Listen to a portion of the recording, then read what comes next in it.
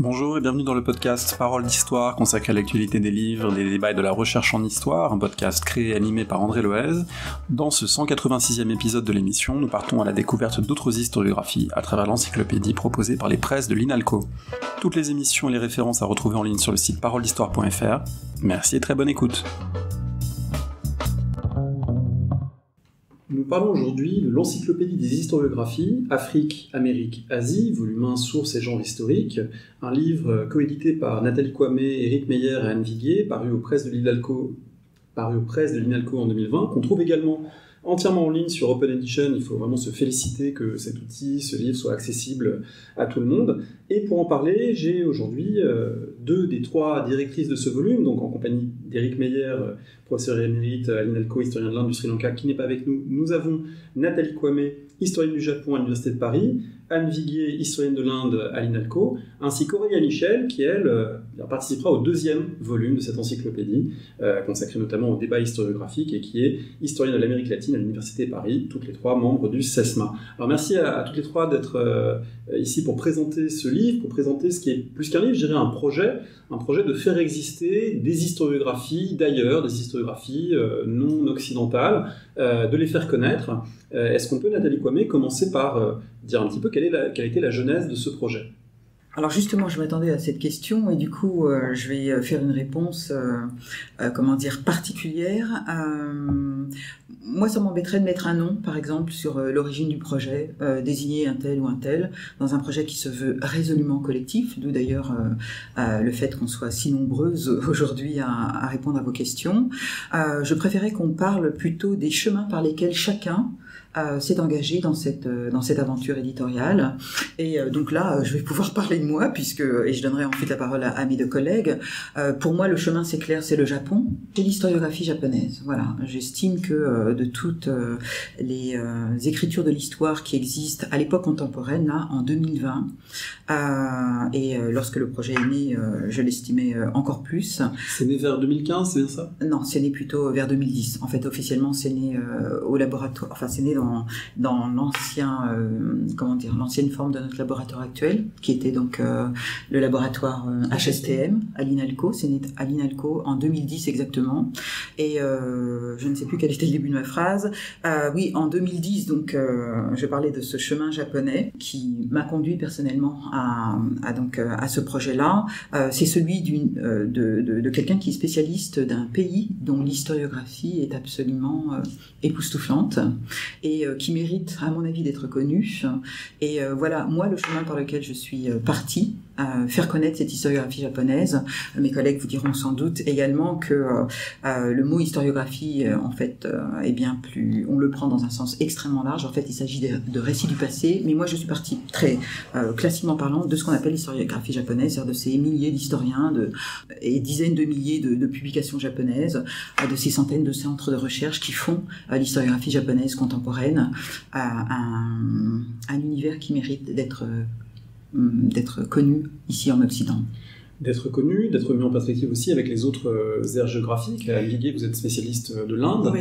Et du coup, peut-être comment est-ce que ça s'est conjugué ? Parce qu'évidemment, chacune avec sa spécialité, a porté un projet qui est un projet collectif qui est très ample. Justement, c'est vraiment le point principal, c'est-à-dire concrètement la fabrication du volume, elle a commencé en janvier 2015, effectivement, même si la réflexion avait déjà débuté par des conférences et par des mises en commun, en fait, d'historiographie très variées. Et c'est vrai qu'en tant qu'historien de l'Inde, on a souvent, quand on entre dans l'univers de l'historiographie chinoise ou japonaise, une petite jalousie en se disant ils ont une quantité tellement ancienne, tellement grande d'écrits sur l'histoire. Mais ça ne veut pas dire qu'en Inde il n'y a pas de réflexion sur le passé, bien au contraire, sauf qu'elle prend pas forcément des chemins qu'on attend quand on est historien en Europe. Et en fait, pour moi, tout le sens du projet, c'est vraiment ce collectif, la construction d'un comité éditorial avec des personnes spécialistes de différentes aires culturelles et qui étaient capables de recruter des auteurs dans un champ le plus large possible et si possible aussi beaucoup d'auteurs travaillant dans les différentes régions que nous allions inclure dans cette encyclopédie, Afrique, Amérique, Asie. Il importe de préciser que Afrique, Amérique, Asie, sur le titre, chacun de ces mots porte un pluriel. C'est quelque chose qui est évidemment pas du tout essentialiste. On décrit la diversité évidemment interne à chacun de ces continents et à l'intérieur à chacune des aires culturelles concernées. Bah oui, puisqu'on sait bien que ce découpage en continents, justement, a quand même un arrière-plan occidental, la façon dont même le terme d'Inde, par exemple, n'est même pas autochtone à l'Inde. Bon, toutes ces terminologies sont toujours un petit peu des pièges, et donc c'est pour ça que c'était si important pour nous, effectivement, de mettre des pluriels assez... D'ailleurs, on aurait dû ajouter aussi Océanie, si on parle de continent, puisqu'on a beaucoup de notices aussi qui concernent l'Océanie. C'est un des aspects très originaux, je pense, et avec des ouvertures sur des domaines qu'on connaît assez peu, en général. On n'était pas du tout enfermé, au contraire, dans des aires culturelles. C'est un livre qui est très impressionnant, il fait 2 fois 1000 pages en version papier, et il est très ample évidemment, il a toute son ampleur sur internet, où on peut naviguer d'une notice à l'autre très facilement. Vraiment j'encourage ceux et celles qui nous écoutent à aller sur le site d'Open Edition, d'aller voir à quoi ressemblent les différentes notices de l'encyclopédie des historiographies. C'est un livre qui a été publié par les presses de l'INALCO. Peut-être qu'on peut dire un mot du rôle de l'INALCO aussi dans la recherche en France sur ces questions, parce que c'est une institution qui est à la fois dans le monde universitaire, mais qui est un peu à part des autres lieux de recherche, qui a son rôle particulier dans la connaissance, dans la diffusion des connaissances sur ces civilisations, sur ces espaces. Alors, pour avoir assisté à la naissance du projet, je dirais que le projet est né d'un besoin institutionnel de l'INALCO, puisque vous parlez de l'INALCO, et j'en parle d'autant plus objectivement que d'une part, j'y ai travaillé une quinzaine d'années au département Japon, et que d'autre part, j'en suis sortie aussi. Voilà, donc j'ai un peu les deux aspects de cette institution, et le projet est né lorsque l'INALCO donc ressentait, et notamment sa présidence, qui était Emmanuelle Franck à l'époque, la première présidente femme de l'INALCO, ressentait le besoin de mettre en valeur à l'INALCO les sciences humaines et sociales. Et donc quand vous parlez de territoire un peu isolé que constituerait l'institution, elle en était à l'époque, dans les années 2010, bien consciente. Et donc elle voulait se sortir un peu de cette image d'une institution qui représente 90 et quelques langues orientales. Oui, c'est l'ancienne Langso. C'est les Langso. Voilà, dans ce qu'on a l'habitude de dire, l'INALCO, pour ceux et celles qui ne connaîtraient pas, c'est les Langso, et donc ce sont des cours de langue, des cours de civilisation, des cours d'histoire, et des cours extrêmement vastes, variés, et de la recherche, évidemment, pointue, dont ce livre est une émanation. Oui, dans ce contexte particulier où l'INALCO voulait faire ressortir donc cet aspect-là de son savoir. Donc, c'est vrai que l'enseignement des disciplines aux côtés des langues, c'est quelque chose de très important et qui s'est renforcé de plus en plus ces dernières années, et jusqu'à même créer maintenant des parcours transversaux disciplinaires, même au sein de la licence. Donc c'est vrai que c'est un aspect maintenant qui était déjà présent mais peut-être moins connu de l'INALCO, et les presses de l'INALCO qui ont été créées aussi récemment, en fait, depuis 2015. Avant il y avait des publications papier, mais bon, cette maison d'édition finalement, c'est un service de l'INALCO mais c'est une maison d'édition aussi, a comme objectif de diffuser cette connaissance issue des différents laboratoires, et aussi à l'extérieur bien entendu, puisqu'on recueille des manuscrits qui viennent de beaucoup d'horizons. Ce premier volume de l'encyclopédie des historiographies, il est sous-titré Sources et genres historiques. Alors Aurélia Michel, vous allez co-diriger le second volume qui sera davantage consacré aux figures, aux débats historiographiques. Qu'est-ce que vous pouvez nous dire de ce premier volume, de ce qu'il contient? Sources et genres, qu'est-ce que ça peut recouvrir? Alors justement, ça recouvre énormément de choses, et c'est justement une des grandes vertus de ce premier volume, c'est de pouvoir, ne serait-ce que par la présence physique de toutes ces notices qui concernent donc des aires géographiques très étendues, donner à voir, je dirais, toute l'épaisseur, presque la matérialité de tous les éléments de sources, alors les sources écrites, sources matérielles de tous ordres, qui permettent de faire une histoire du monde, en fait, qui ne soit pas centrée sur l'Occident, puisque c'est le propos éditorial. Et donc ce premier volume, c'est déjà cette étape fondamentale de prendre conscience, en fait, de ce potentiel d'histoire, et puis voilà, la grande diversité des approches, des matériaux, des récits qui sont présents, rassemblés, disons, dans ce volume. Alors si je prends par exemple à la lettre G l'encyclopédie des historiographies, je vais trouver le genre annales biographie dans les pays sinisés, je vais trouver la géographie de langue arabe au Moyen-Âge comme source historique, je vais trouver Gongwen, document officiel en Chine républicaine, et je vais trouver les graffitis de Sigiriya au Sri Lanka, donc différents types de sources qui existent et qui montrent qu'il y a des types d'histoire, des types d'écriture de l'histoire, souvent extrêmement anciens, extrêmement variés, et dont ce livre entend donner, peut-être pas une recension exhaustive, mais en tout cas un aperçu aussi large que possible. Avec le souci que nous avons manifesté dans l'une des 2 introductions générales de ce volume 1, avec le souci quand même d'être... avec la conscience que commencer une telle entreprise qui est au service donc des mondes non occidentaux, avec une problématique si occidentale, celle des sources et des genres, qui définit en fait l'approche d'un historien, d'un parfait historien occidental, nous a un peu turlupiné quand même. C'est-à-dire que prétendre construire et poser les fondements en tout cas d'un travail éditorial sur un critère aussi occidental que celui des sources historiques, et en même temps prétendre avoir accès à d'autres mondes qui ont des méthodes de pensée complètement différentes et pour qui l'impératif des sources n'est pas si important, nous a un peu quand même gênés. Et voilà, mais on a finalement tiré la conclusion que nous étions au service des récits du passé non occidentaux, tout en conservant notre protocole occidental d'historien. Alors ça, c'est un point qui me paraît très très important, c'est le fait qu'effectivement, ce livre permet d'aborder les sources produites hors d'Occident à la façon dont les savants allemands, on va dire au milieu du 19e, ont défini les protocoles d'étude des sources, la critique des sources, etc., etc. Mais en sachant que ces textes, au moment où ils étaient produits, dans les ères où ils étaient produits, n'étaient pas forcément tous produits, évidemment, en tant que source future pour les historiens, et se voulaient aussi souvent des travaux d'histoire eux-mêmes, à la façon dont aujourd'hui nous lisons les anciens historiens du Moyen-Âge ou de l'Antiquité grecque, comme Hérodote ou Thucydide, comme des sources, mais eux-mêmes faisaient œuvre d'histoire. Et bien là, de la même façon, on trouve dans ce livre des œuvres d'histoire écrites par des historiens japonais, chinois, indiens, etc. Donc là, il y a effectivement une articulation qui n'est pas simple à penser, Anne Viguier.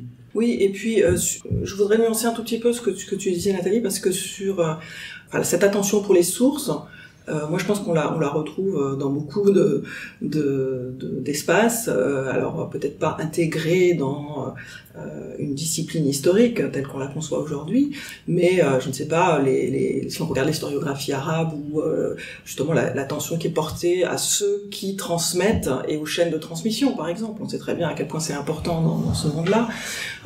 Évidemment, en Chine, c'est aussi très important. Dans les sources orales, quand on recueille des récits, des chroniques orales, on en a un certain nombre d'exemples pour l'Afrique en particulier dans ce volume, et bien là aussi, il y a une attention à comment on a recueilli cette information, comment on la transmet, etc. Donc je pense que...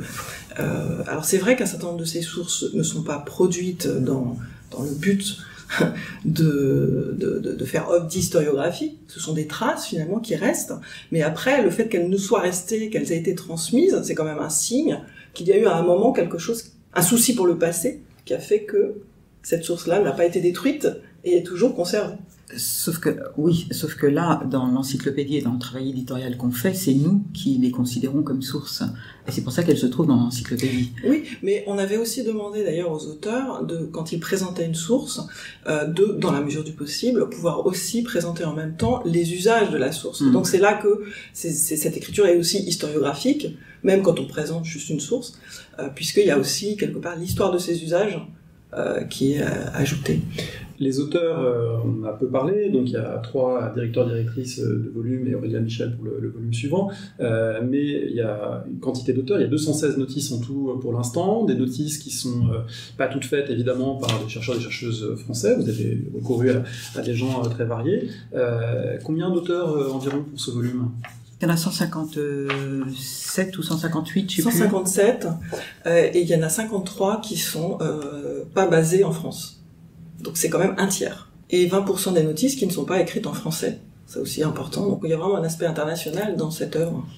Également dans le fait de respecter les caractères chinois, les caractères japonais, le fait qu'il y a des translittérations, mais on trouve aussi des sources en version originale, des termes traduits et des termes dans leur graphie originelle. Et donc là, en ce sens, c'est conçu aussi comme un élément, comme un outil de travail, on va dire, notamment pour ceux et celles qui sont à l'INALCO ou qui voudraient s'emparer de ces questions. Exactement. C'est pas trop réfléchi de la part des auteurs qui sont spécialistes de l'Asie, parce que ça fait partie de nos tics de mettre des idéogrammes partout.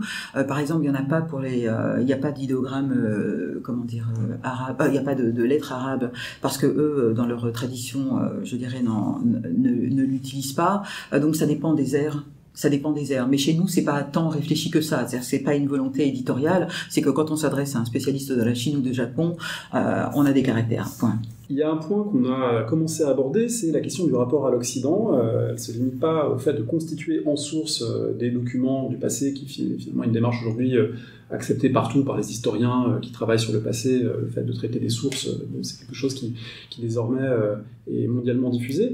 En revanche, une question qui s'est posée pour vous, c'est qu'est-ce qu'on fait des traces occidentales ayant trait à cette histoire, comme ce sont des parties du monde, Afrique, Amérique, Asie, qui pour certaines ont connu 5 siècles de présence, coprésence, voire de domination occidentale. Qu'est-ce qu'on fait des récits qui sont des récits hybrides? Qu'est-ce qu'on fait des traces coloniales? Qu'est-ce qu'on fait des archives coloniales?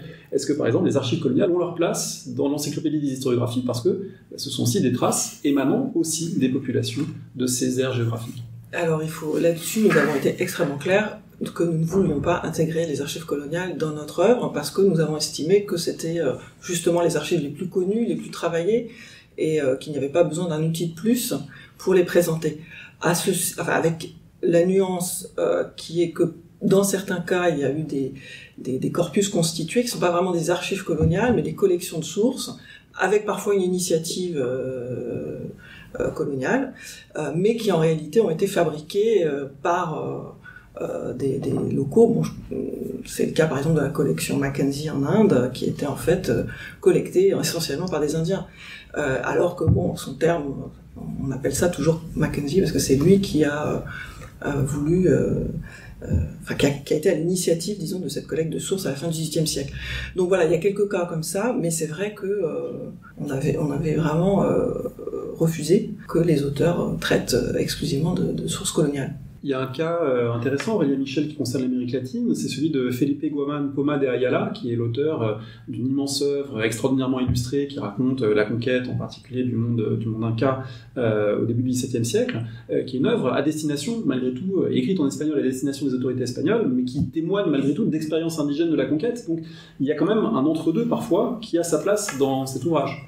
Oui, tout à fait. Alors c'est justement une discussion qui traverse en fait, je dirais, l'ensemble du projet, mais qui s'est posée dès le départ avec ce volume 1, et où justement, la participation des historiens de l'Amérique latine et des latino-américains dans ce projet fait forcément question par rapport à la position de départ, parce que déjà avec le terme Occident, on est un petit peu embêté en Amérique latine à se distinguer. Oui, on appelle parfois ça l'extrême Occident. Tout à fait, et à juste titre. Notamment du fait que la colonisation européenne ayant été si ancienne et ayant tellement marqué les sociétés, il est clair que les sociétés latino-américaines aujourd'hui sont le résultat d'une hybridation culturelle, d'un métissage intellectuel qui est déjà le cas de l'œuvre de Poma de Ayala, qui est une pièce indispensable de l'histoire des sociétés latino-américaines. Donc c'est effectivement très intéressant de pas figer cette définition, c'est quelque chose qui est posé en interrogation, ce rapport à l'Occident, et c'est vrai que de ce fait, ça suscite des enjeux, des questions historiographiques, c'est-à-dire qu'est-ce qu'on fait de cette histoire coloniale, de ces sources, mais aussi de traditions historiographiques qui sont venues du colonisateur. Oui, il n'y a pas de ligne simple qu'on pourrait tracer séparant les deux mondes, puisque c'est pas dogmatique, les interactions, et au évidemment. contraire, ça pose des questions qui sont très stimulantes en fait pour l'historien. Nathalie Kwame. Alors là, on est tout à fait, absolument au cœur de cette entreprise, de toute façon. Alors, j'ai deux choses à dire. En ce qui concerne la définition de l'Occident, on en a une définition assez simple finalement, et très géographique, très occidentale. L'Occident, c'est l'Amérique du Nord, c'est-à-dire les États-Unis et le Canada, point barre. Donc, notre historiographie est ouverte à toutes les autres... Et l'Europe. Et l'Europe, bien sûr, bien sûr, et l'Europe. Et donc notre projet éditorial est ouvert à toutes les autres aires, donc culturelles, sociétales, économiques et autres. Nous avons dans notre projet le projet, comme je le disais tout à l'heure lorsque je parlais du Japon, de promouvoir en fait des historiographies qui ne sont pas connues. Quand on fait de l'historiographie en France, en fait, on se regarde un peu de nombril souvent. Enfin, je condamne personne bien sûr. De temps en temps, on élargit à l'Europe parce qu'il y a bien la Microstoria et il y a bien donc 2-3 mouvements comme ça anglais ou britanniques voire américains. Mais disons que nous, notre projet à l'origine, c'était pas tant d'évacuer l'Occident que de promouvoir des formes de récits du passé que nous n'avions pas l'habitude de connaître et de fréquenter. Voilà. Donc finalement, ça a donné une encyclopédie qui met aux marges l'Occident, mais c'est pas notre volonté première. Ce n'est pas de l'exclure, puisque de toute façon, comme je le disais tout à l'heure, nous suivons un protocole totalement occidental, mais c'est plutôt de mettre en valeur des historiographies des récits du passé, et plus largement des récits du passé qui ne sont pas du tout connus en France, et à une heure donc que l'on appelle celle de la mondialisation, nous croyons qu'il est temps tout de même de connaître d'autres discours sur l'histoire que ceux que nous avons l'habitude d'entendre. Et je voulais dire une deuxième chose en ce qui concerne donc les périodes. La démarche qui consiste à évacuer l'Occident est d'autant plus facile lorsqu'on a affaire à des périodes bien sûr éloignées. Dès qu'on traite de récits du passé, de sources, de genres, de débats, d'écoles, etc., qui datent du 19e siècle, sachant comme vous l'avez dit que à partir du 19e siècle, il y a une espèce de colonisation historiographique de l'Occident un peu partout. Là, on a un peu du mal à s'en dépatouiller. Et c'est tout le problème de notre deuxième volume là qu'on dirige avec Aurélia. C'est-à-dire que ça va être très difficile d'évacuer les Occidentaux. Absolument très difficile de le faire. Disons un mot des équilibres internes du volume. Alors, il est dirigé notamment par 2 historiens et historiennes de l'Inde. On aurait pu penser que vous alliez mettre au centre du livre le monde indien. C'est en partie le cas, mais il y a aussi énormément de choses sur la Chine. Il y en a moins en revanche sur l'ère arabophone, le Moyen-Orient. Donc, c'est tributaire évidemment aussi des contraintes éditoriales, du fait que les projets collectifs, on n'arrive pas forcément toujours à boucler exhaustivement différents champs, surtout quand ils sont si variés. Mais du coup, comment vous voyez naviguer les équilibres internes et la répartition des notices, de ces 216 notices? Alors tout cela est venu donc de la constitution de notre comité éditorial de 15 personnes et chacun étant en charge de récolter effectivement des notices dans les domaines d'expertise qu'ils avaient, en utilisant leur réseau, en contactant aussi parfois d'autres personnes qui pouvaient être aussi coordinateurs de notices. Donc c'est quelque chose que nous avons voulu mener, cette entreprise, sans vue surplombante et sans commande préétablie.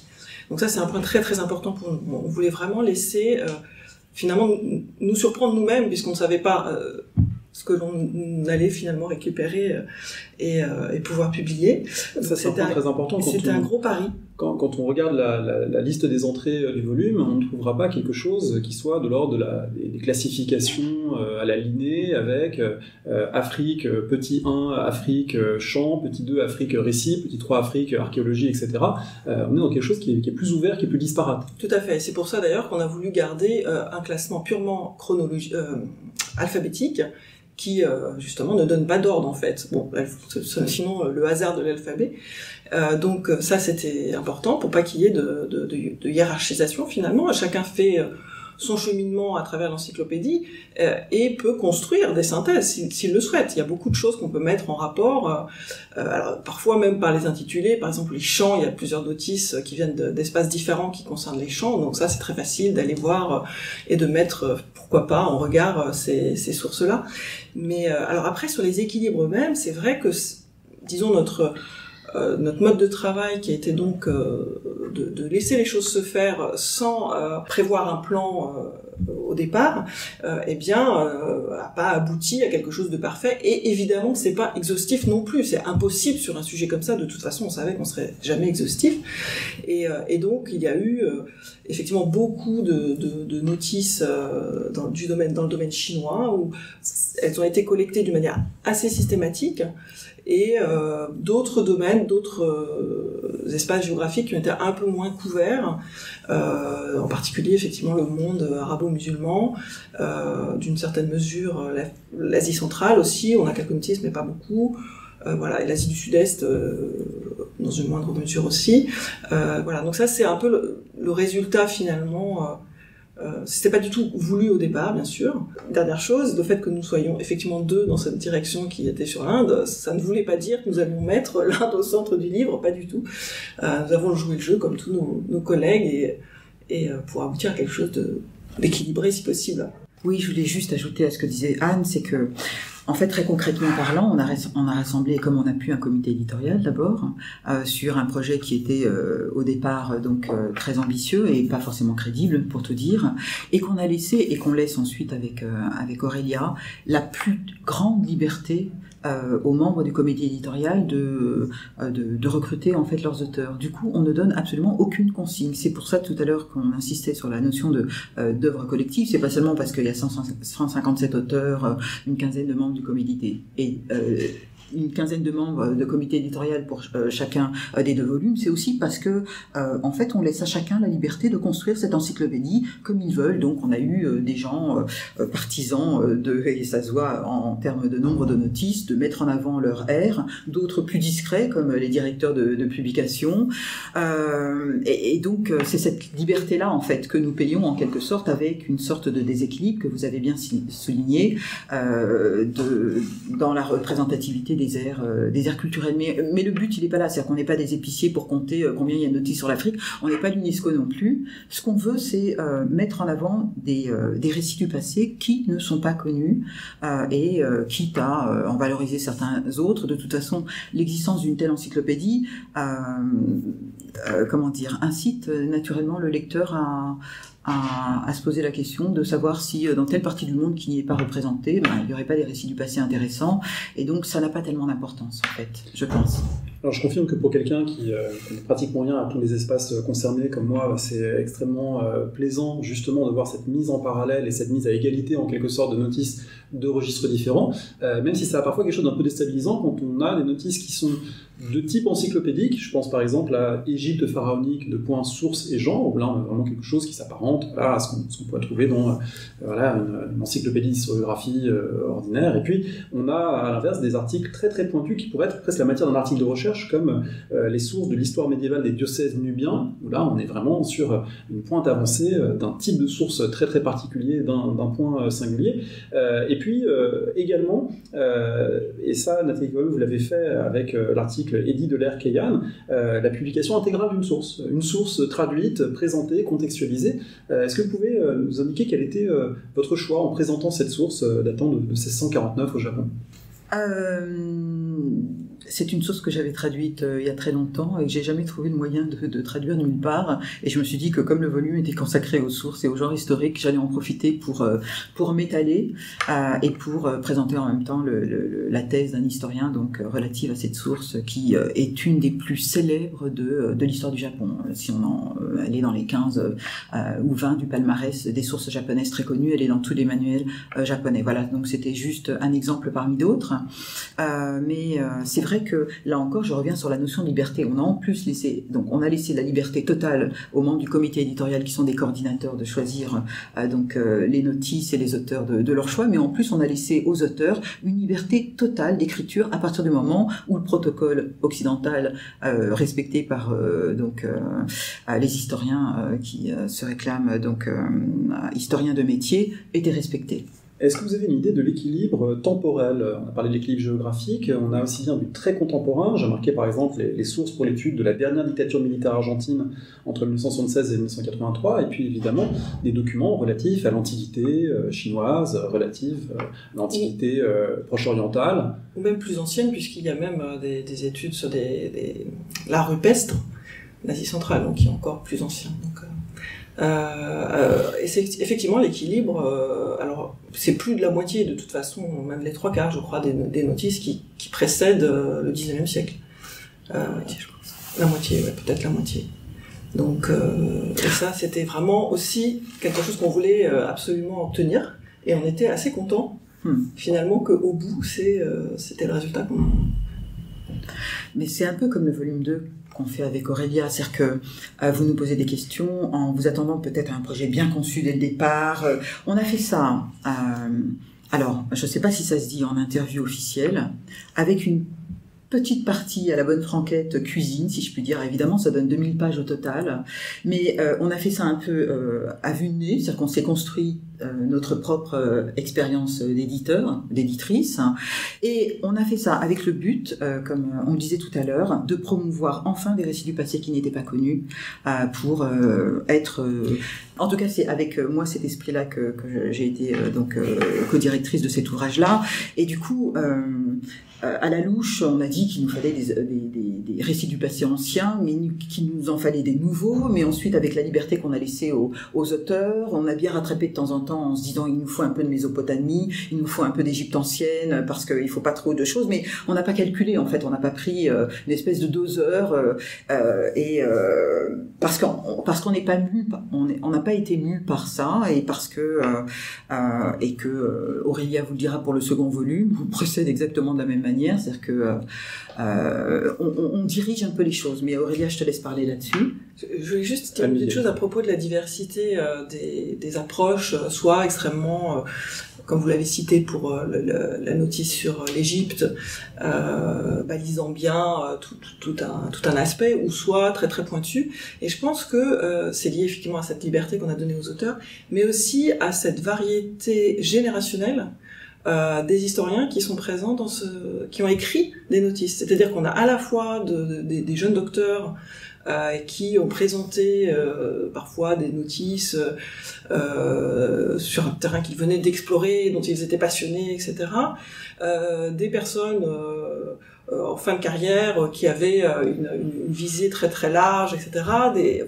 Et je pense que ça fait partie de leur richesse, à mon avis, de cet ouvrage aussi, cette multiplicité des approches et cette distance par rapport aux sources varie aussi en fonction de l'expérience qu'on a, etc.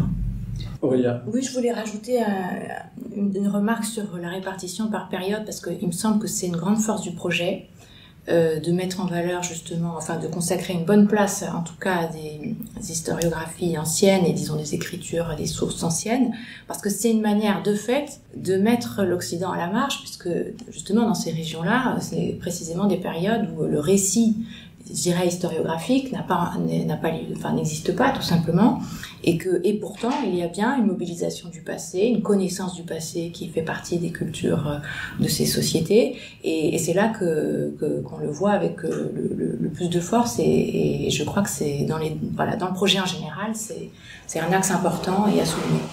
Alors ça m'amène à une question, cette idée de la périodisation, qui renvoie peut-être au second volume, vous allez nous dire si ce sera présent, mais j'imagine que ce sera présent, c'est que la périodisation elle-même, évidemment, elle varie suivant les aires de civilisation concernées, c'est-à-dire qu'on a l'habitude en France, évidemment, d'avoir l'histoire antique, médiévale, moderne, contemporaine, c'est quelque chose qui n'a pas de sens, voire pas le même sens, mais généralement pas de sens quand c'est transposé dans des sociétés lointaines. Et ici, on a déjà quelques traces de cette idée qu'il y a d'autres périodisations qu'il faut prendre en compte. Quand on lit, là encore, la liste des entrées, on voit qu'il y a certains documents qui sont documents de l'ère Edo. Et donc là, on est au Japon de l'époque dite moderne pour nous, mais pour l'historiographie japonaise, c'est une autre manière de découper le temps. Alors est-ce que cette question des découpages temporels qui sont pas exactement les mêmes en Occident et dans les sociétés concernées, est-ce que c'est quelque chose que vous allez interroger dans le second volume ?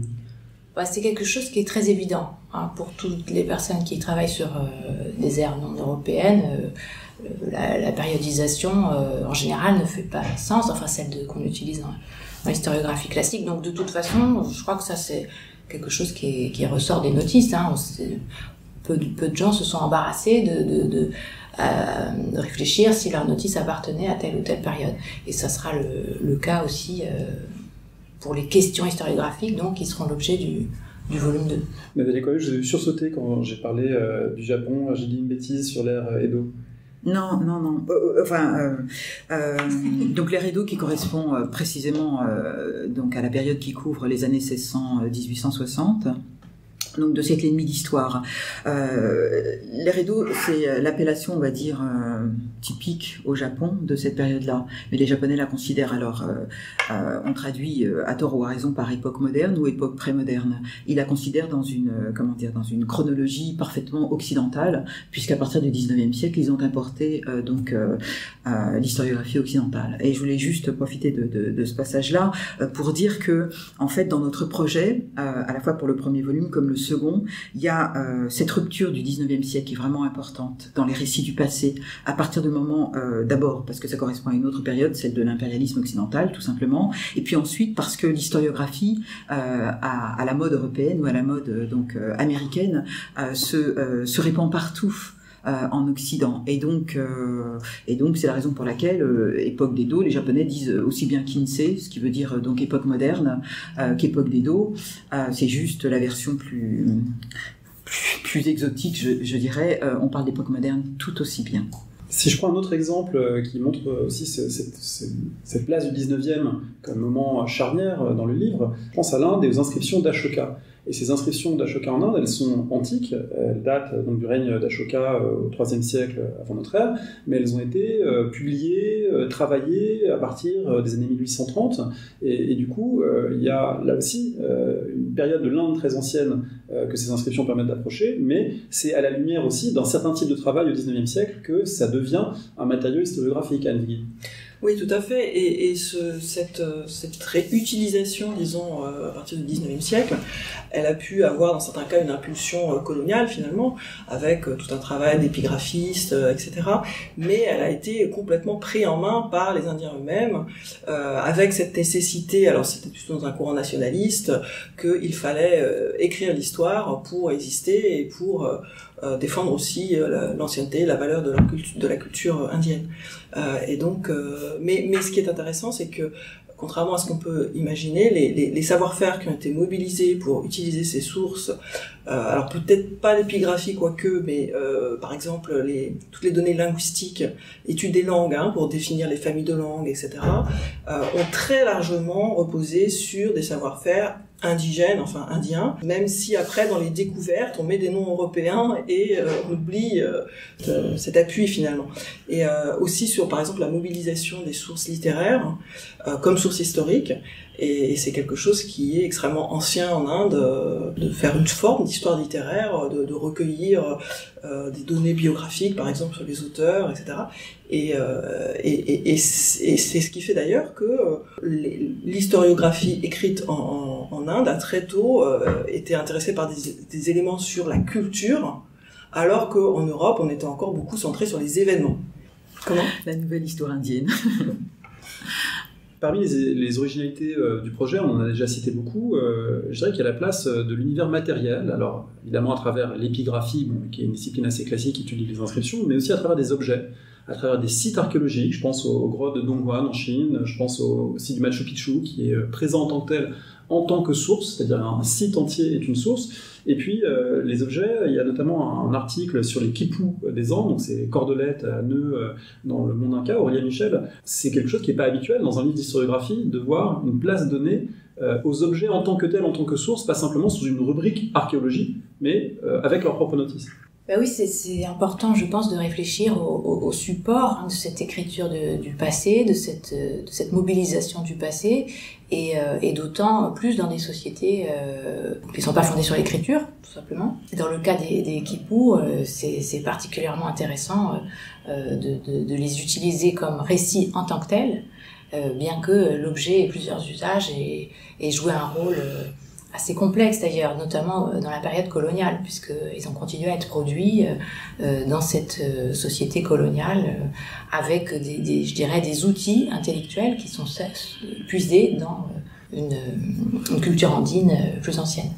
Alors, on vient de soulever un problème qu'on n'avait pas abordé, mais qui est aussi une des clés des équilibres internes du livre, c'est qu'il y a tout un domaine qui est celui de l'écriture, et les sociétés ayant produit des écrits, et un domaine comme celui du Pacifique, comme celui d'une partie de l'Afrique, où l'écriture est apparue plus tardivement, on n'est pas apparu pour les époques concernées, et du coup, on s'appuie aussi sur d'autres types de rapports au passé, d'autres types de traces, et ça, c'est évidemment plus compliqué de lui faire une place dans une encyclopédie d'historiographie, parce que, par définition, ça repose pas sur des textes qui ont été transmis, qui sont identifiés avec un nom d'auteur, avec un titre, etc., comme pour toute la série des textes chinois, des textes japonais qui sont dans le livre, mais vous leur faites malgré tout une place à ces traces du passé pour les sociétés dites sans écriture.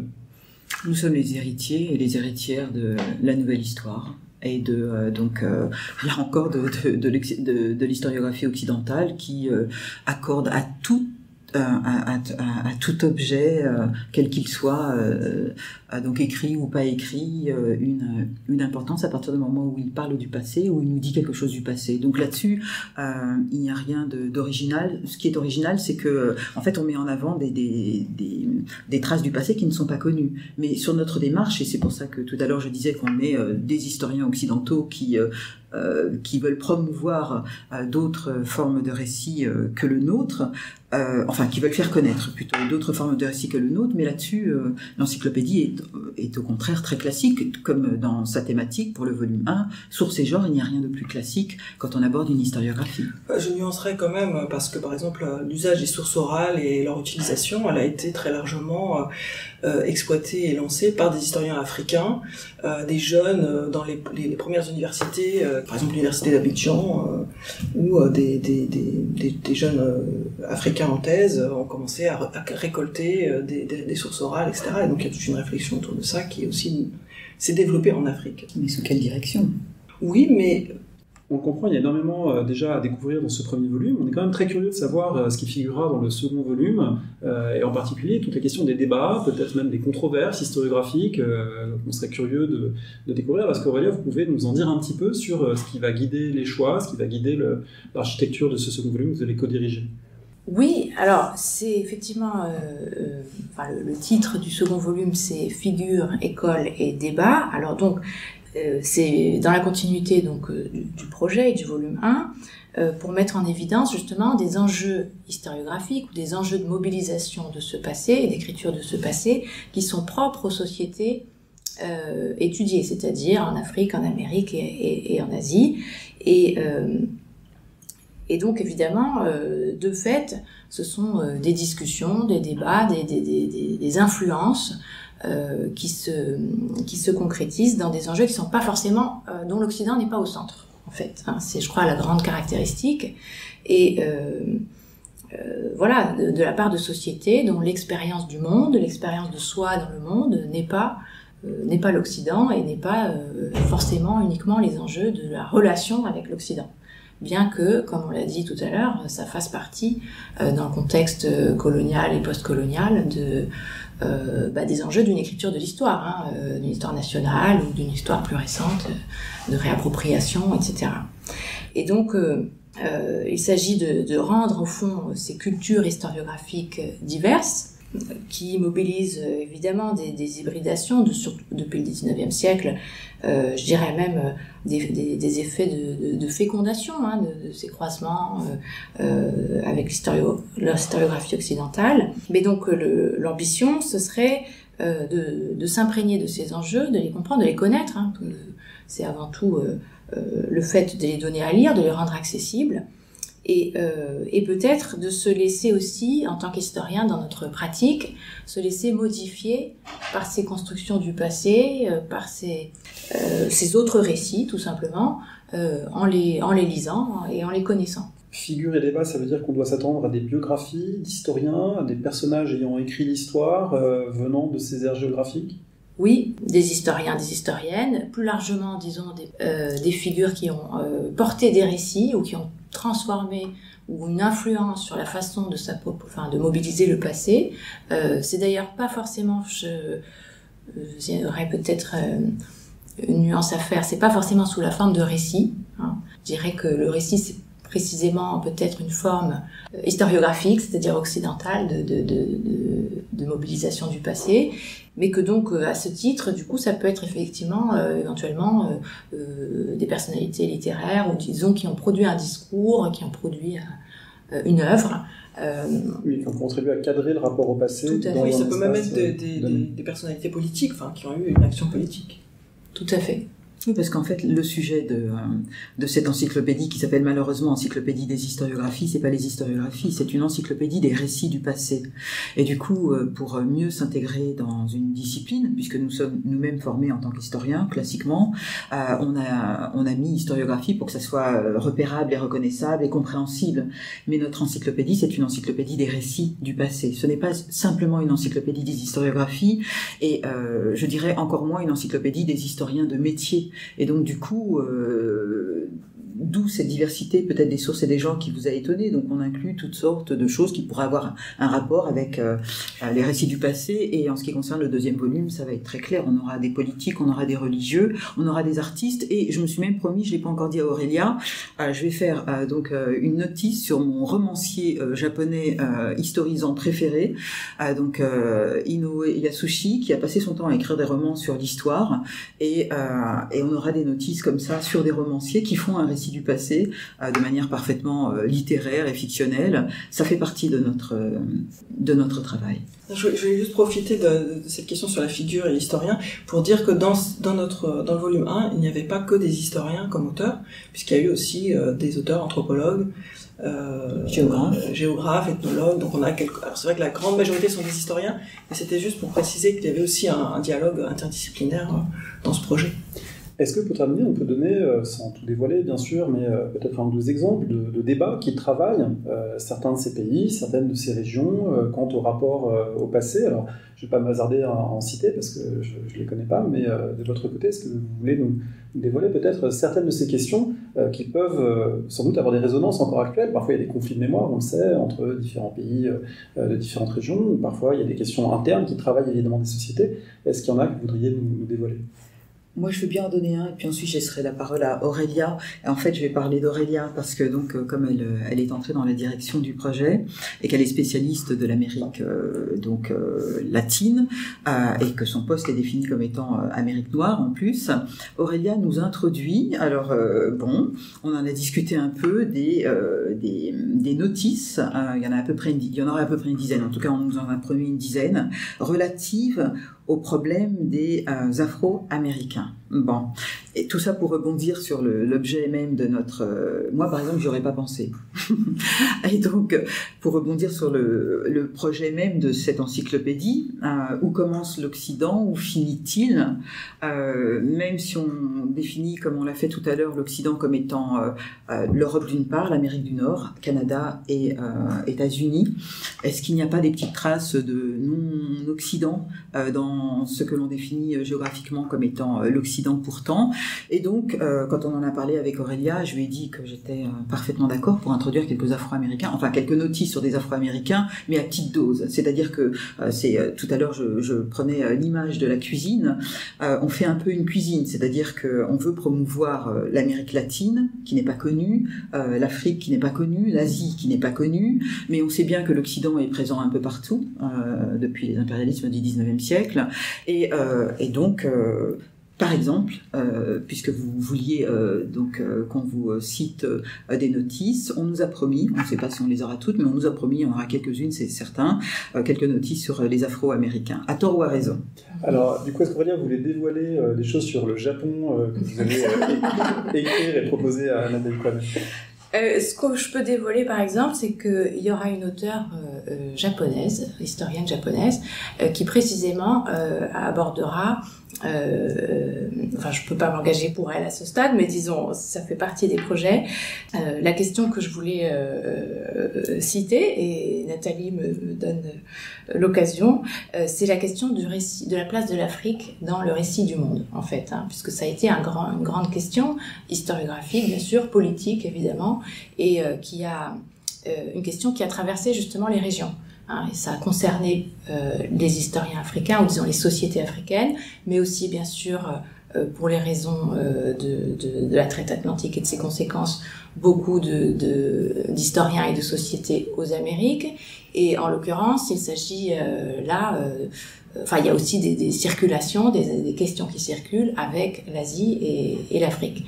Donc précisément, ça c'est une question qui a fait débat, qui continue de faire débat, qui nécessitera d'ailleurs plusieurs notices, plusieurs interventions pour donner tous les aspects et dans toutes les aires géographiques concernées, et qui a pour vertu de décentrer le récit occidental du monde. Grande école de Kyoto, africaniste au Japon. Merci à toutes les trois. Merci beaucoup. Merci.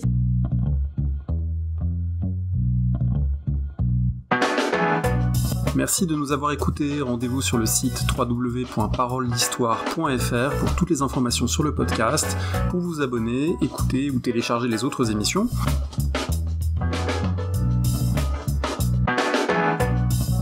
La discussion se poursuit aussi en ligne, notamment sur Twitter. Vous pouvez poser des questions @parolediste et à bientôt pour un prochain épisode.